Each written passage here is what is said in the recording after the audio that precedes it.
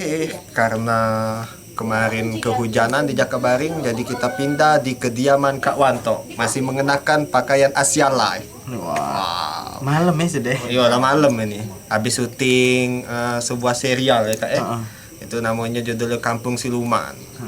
Yang akan segera tayang di channel Black One X Bintang Production. Kita on the way 3.000 subscriber loh. Wah, boleh lah ya.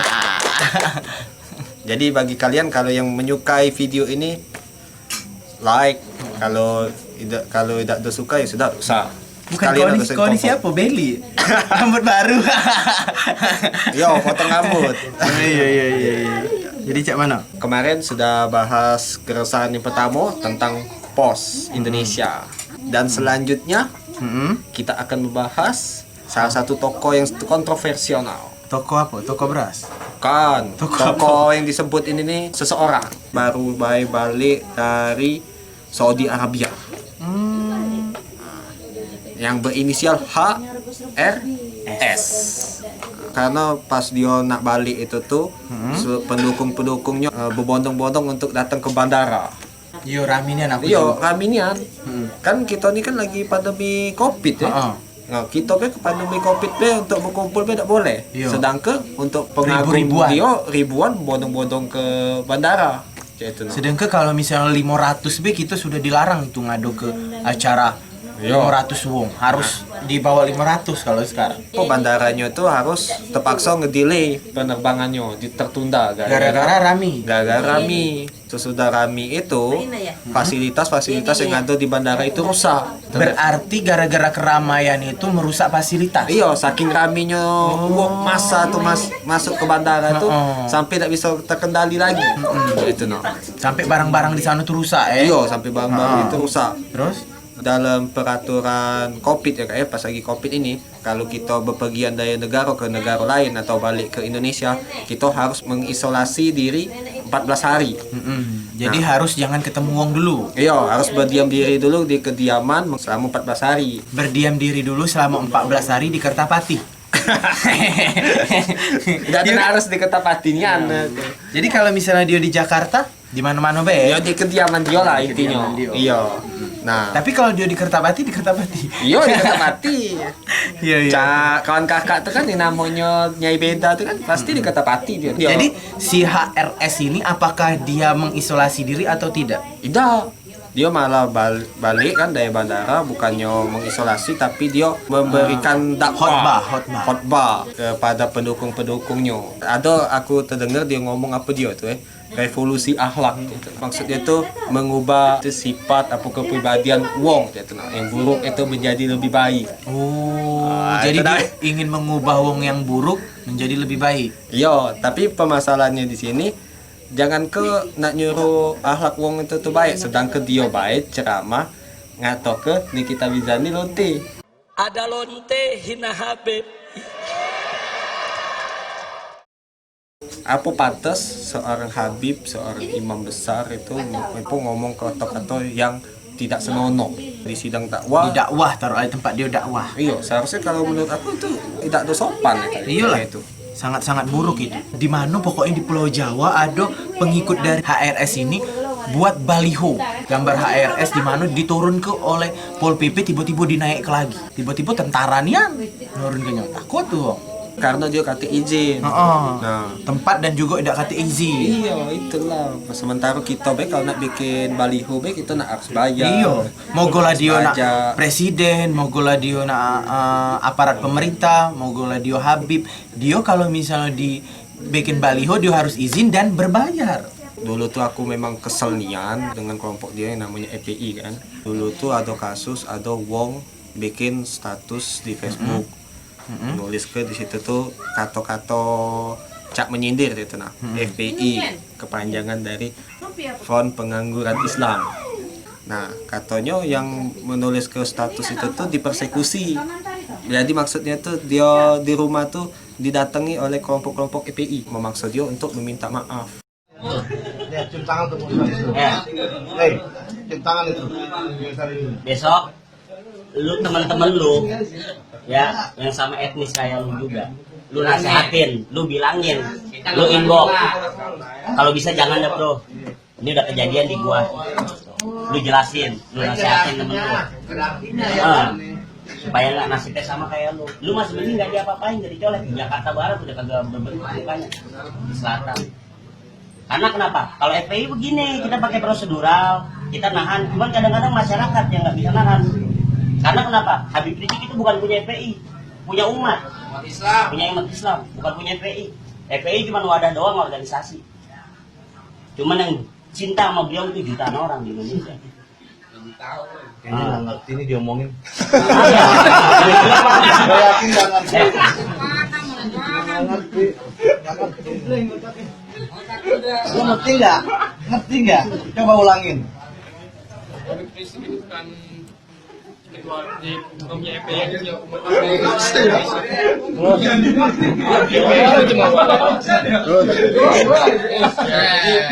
kita Habib Rizik itu seluruh umat muslim bukan FPI doang. Cuma itu aja. Itu tahu baru sekarang apa dari dulu? Baru sekarang apa dari dulu? Tahu begitu baru sekarang apa dari dulu? Baru sekarang aja. Ntar teman-teman lu di Facebook ikut ngina-ngina ulama, lu nasehatin. Ini gua udah kejadian, jangan dah. Masih mending gua nggak diapa-apain. Padahal warga udah banyak banget yang selama gua. Foto pak leher lo. Tuh. Foto leher lo. Potong leher. Ya depan Pak Heru gua potong juga ini. Kita bukan orang sini nih, yang orang sini aja tuh udah pada kesel. Karena Habib Rizik bukan punya kita, bukan punya FPI, punya umat. Banyak yang cinta sama beliau. Tabein nih, tabein. Tabein nih.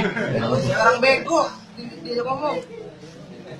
Karena sudah ngatoi EPI sebagai Front Pengangguran Islam EPI di situ. Nah, masuk dalam Twitter, aku bagi ke tutup berita itu, Kak. Berita budak ini dipersekusi oleh FPI. Setelah kau bagikan, Ada yang marah. ada yo Oh, mungkin dia ini apa tuh pembela FPI mungkin. yo salah satu pengagum FPI lah. Dan itu pun aku kenal wongnya. Satu kelas dengan dia nih kan, dulu wongnya ini nakal. Bisa disebut nakal kan. Pas aku lah sudah kuliah nih, aku galak nengok status dia nih, tiba-tiba dia pakai baju ini, pakai baju gamis, pakai baju putih, terus juga dia pakai sorban. Cak-cak nak minta kata ke alim. Iya, ya? cak alim. Alimnya nak beda ya. Dan lebih anehnya juga dia pakai sorban itu dia malah pegang pistol. Maksudnya polisi dia. Nggak tahu juga. Dia pakai baju sorban fotokopinya pakai baju gamis bersorban, Megang terus pakai pistol. Oh, biar wong takut caknya itu. Nah, di sini nakuti. Nah, aku kan Aku nak nembak borong kali tak. maksudnya. Nah, setelah aku bagi ke berita itu di Twitter ke Facebook, dia komen katanya, kalau kau tak tahu EPI, kau tak usah melok bel. Coba jelas ke aku dulu, apa dia. Aku tak tahu juga. Nah, Jelasinnya. Jadi dia jelasinnya cak ini kak EPI itu Front Pembela Islam. Nah, yang bikinnya itu ya Habib Rizik. Nah, jadi Habib Rizik ini katanya ialah seorang Habib yang mana katanya Yang mana? Yang mana? yang mana? Yang mana? Yang mana dia tuh keturunan Nabi katanya. Oh iya. Jadi misalnya kalau kita melawan EPI sama dengan melawan Habib, kalau kita melawan Habib sama dengan melawan Nabi Muhammad katanya. Dah, beda. Kau membela Pancasila tapi kau tidak membela agama katanya. Kata dia. Iya. Aku juga kemarin sempat berdebat sama kawan aku sebut bae namanya Dedi. kata Dedi ada. Dedi itu Kurniawan enggak? Ya Dedi Kurniawan. D Kurniawan 14. Jordan dah itu. Yo. Dia ngomong. Jordan itu Deadku dah. Yo. Deadku. Yo lah galau. Dia ini ngomong katanya Front Pembela Islam ini, FPI ini ngancem wong TV katanya Nikita Mirzani harus di blacklist masuk data berita, tidak boleh lagi masuk TV. Dia ngancem wong TV kalau misalnya Nikita Mirzani masih masuk TV, wong FPI tidak galak nonton lah. Emangnya wong se-Indonesia ini FPI galak? Kan tidak juga kan? Terus tuh banyak juga wong Islam tidak mengikuti FPI kok. Menurut aku ya sebagian besar dari penduduk Indonesia ini mungkin cuma 20% lah atau 10% yang pengikut FPI udah sih. Dedi ngomong mak ini, tidak lah kan banyak wong Islam. Nah, apakah seluruh wong Islam mengikuti FPI. Aku juga Islam tapi aku tidak perlu mengikuti FPI, biasa baik. Terus juga perlu tahu juga kalau Nikita Mirzani itu Islam. Iya, ini kita Mirzani Islam. Nah, dan dia juga pernah umroh. Dia juga pernah umroh. Nah, terus juga kalau perlu tahu lagi, FPI itu bukan Islam. FPI itu organisasi. Organisasi. Iya. Terus aku juga nyingok postingan Nikita Mirzani, katanya Habib Rizik itu adunian videonya di di Instagram Nikita Mirzani. Tahu siapa yang didoakannya, moga lah kau celaka, rezekinya tidak berkah, mendapatkan rezeki haram, mendapatkan apa pokoknya doa-doa yang buruk. Ya Allah, maka bikin susah hidupnya, seretkan rezekinya, jangan berkahi nafkahnya, jangan sembuhkan penyakitnya, biar dapat penyakit yang belum ada obatnya, biar susah jalan hidupnya, biar dipecat dari tempat kerjaannya, biar ditinggal lari bininya, biar lakinya kawin lagi, biar anak-anaknya ngelawan sama dia, biar hidupnya tidak bahagia, nggak dapat anak keturunan yang solihin dan solehat, hidupnya hancur-hancuran, nggak ada berkah, susah tiap hari, sedih tiap hari, gundah gulana tiap hari. Apakah seorang Habib seperti itu? Perasaan aku, kalau kita belajar agama, ustadz, kiai, siapapun pasti walaupun wong itu buruk, pasti kita doakan yang baik-baik. Misalnya wong maling, kita doakan semoga dia tidak maling lagi, rezekinya banyak, halal, dia bertobat. Kan itu doanya. Mungkin tidak sih kita, moga lah maling itu mati. Ya tidak sih, tidak mungkin kan. Di captionnya ngomong, jangan sedih say, itu doa untuk dia sendiri, bukan doa untuk kita. Nah ini kau, ini kita Mirzani juga baik. Ada salah satu itu juga kan ceramah dia di Maulid Nabi kan, yang lebih kontroversial lagi. Dia ngomong katanya semua kasus yang kayak penistaan agama, yang menghina agama itu harus diproses katanya. Kata dia. Yo, kalau tidak diproses, jangan salahkan umat Islam jika ada kepala yang terpenggal katanya. Kepada pemerintah, khususnya kepolisian, kita kasih tahu kalau nggak mau terjadi peristiwa seperti di Perancis, penghinaan Nabi dipenggal, saudara. Nah tolong, kalau ada laporan penista agama, proses dong. Betul? Yang menghina Nabi, menghina Islam, menghina ulama, proses, betul? Kalau tidak diproses, jangan salahkan umat Islam kalau besok kepalanya ditemukan di jalanan, saudara. Takbir, takbir, siap bela Nabi, siap bela Nabi, siap mati untuk Rasulullah. Takbir, takbir. Jadi di situ tuh jadi cak seruannya tuh kontroversial, cak mengancam kan. Nah itu juga kan namanya bahaya namanya. Kalau misalnya di ceramah kerja itu berarti semua wong beragama Islam ini laju boleh untuk memenggal kepala siapa yang menantang gitu. Dari kecil itu diajarkan tidak boleh ngomong kotor. Guru-guru juga mengajarkan kebaikan. Iya, seluruh guru-guru, agama juga mengajarkan ustaz, kebaikan. kiai-kiai, guru ngaji, Bukan kiai be, mungkin di luar agama kita juga mungkin pendeta, biksu, pasti semuanya mengajarkan kebaikan kan. Coba komen yang non muslim, aduh dak yang mengajarkan agama yang mengajarkan keburukan, dak kati, nggak ada maksudnya. Iya. yang aku udah habis pikir itu kayak HRS ini diklaim sebagai imam besar. Wong yang waktu aku sekolah dulu ngomong katanya kalau Habib Rizik ini adalah cucu dari Nabi Muhammad. Jadi sekarang aku muncul pertanyaan, apakah kalau seorang imam besar yang punya ilmu agamanya tinggi itu diperbolehkan untuk ngomong kotor?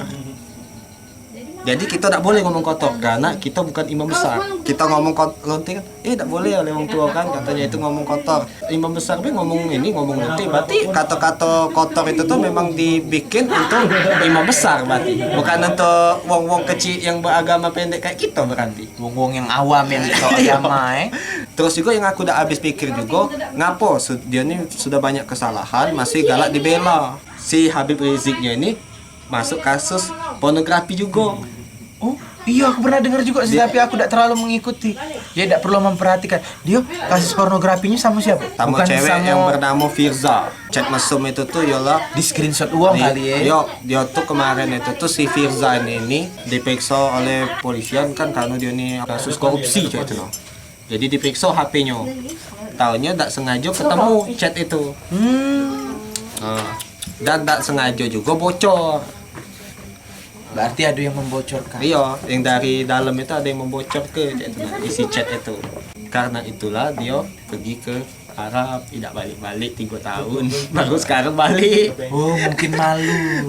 Kemarin alasannya nak berkunjung, tapi tidak balik-balik berkunjungnya. Hebatnya nih yang jadi imam besar nih lemah. Ngomong kotor bisa, pergi ke Arab pacak sampai 3 tahun, pendukungnya banyak. Bikin baliho gratis, tidak ada nak perlu izin. Caknya bebas ya itu nak. Wong imam besar itu tuh. Caknya lebih bebas daripada wong kayu. Tadi salah sebenarnya. Untuk begawi, untuk kayu itu salah. Sebenarnya kita harus memperdalam ilmu biar bisa kayak Habib Rizik. Iya. Iya benar. Benar. Jadi kesimpulannya apa kita harus jadi Habib Rizik ya? Tidak lah. Tidak juga, tergantung. Nah, menurut aku sih atribut itu kan tidak menunjukkan agamanya. Agama itu ada di hati. Iya. Tidak sih. Wong yang pakai baju gamis belum tentu dia sholat 5 waktu. Iya Tidak, memang. wong pakai jilbab besar belum tentu dia tidak mesum. Kalau menurut aku itu cuman atribut tuh sekedar atribut baik lah. Kayak kita berdua tidak mesum gitu. Iya. Cuman cabul. Terus gue atributnya cuman atribut baik. Terus itu kawan-kawan apa wong-wong yang aku kenal waktu aku SMK itu yo cuman sekedar atribut baik dia pakai baju gamis, pakai sorban, Pecah nak minta tunjuk nak minta tunjuk ke dia Islami, tapi berpacaran, yang pacarnya itu pakai baju syar'i juga, bercadar. Nah, permasalahannya dia berpakaian kayak itu, dia berpacaran, apakah di dalam agama boleh berpacaran? tidak boleh. Nah, terus Kalau kita nak mengikuti agama Islam nian, dalam agama Islam itu tidak boleh berpacaran karena berpacaran itu menjurus ke zina. Kalau dalam agama Islam cowok sama cewek tatapan mata itu sudah zina matok. Apalagi pegangan tangan, apalagi saling kelok. sedangkan yang seorang imam besar yang namanya Habib Rizik Syihab itu dia terkena kasus chat mesum. Chat mesum itu dia menyuruh cewek itu yang namanya Firza itu disuruh ini foto telanjang. Nah sampai sekarang itu diusut, ngeles malah dengan ceramah-ceramahnya, katanya jangan mengusut kasus yang tidak pernah ada, urus kasus yang penistaan agama, yang menghina Islam, katanya itu proses semua katanya. Faktanya memang diproses, apa yang katanya menistakan agama diproses, masuk penjara, terbukti. Permasalahannya dia kena proses kasus hukum, bukannya dia ini apa menjalani hukuman, apa menjalani proses kasus itu, dia malah lari ke Arab. Tidak balik-balik dari tahun 2017 baru sekarang. Oh, mungkin dia nak ngilang ke jejak. Beli tahun ni aku dah tahu.